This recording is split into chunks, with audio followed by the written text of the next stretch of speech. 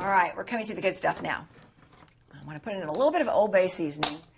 I'm not quite sure of everything that's in Old Bay seasoning because they have some of the seasoning as a secret, but it's the greatest compliment to go with seafood is Old Bay seasoning.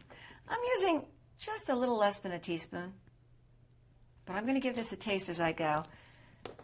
See if we need a little more or a little less. I'm going to use about 2 teaspoons of mustard. And this is Dijon mustard. Now you could use a whole grain mustard if you like. That's something a little more earthy. You could use a yellow mustard if that's something that you like and you prefer. Doesn't really matter. I happen to like Dijon. It gives it a really nice flavor. And mayonnaise. And with the mayonnaise, I kind of eyeball it.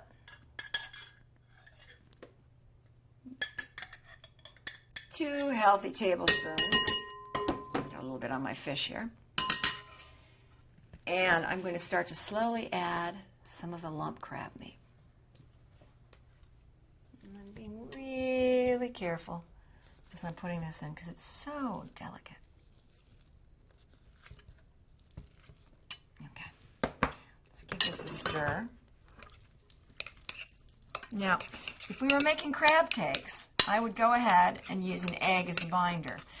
But I'm not worried about this being shaped into a crab cake or it being too soft. As a matter of fact, we want this soft to go inside of the filling. That looks about right. I'm going to give that a little taste.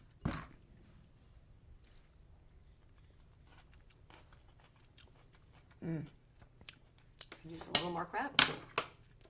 I like the crab. Just a little bit more. That crab is so sweet. So good. Just a little bit more of that. Look at how pretty that is. I mean, we've got the green, the red, a little bit of the yellow and the mustard. Okay, now. That's perfect. Oh, I have some on my cheek. Great. Now we're going to stuff the fish.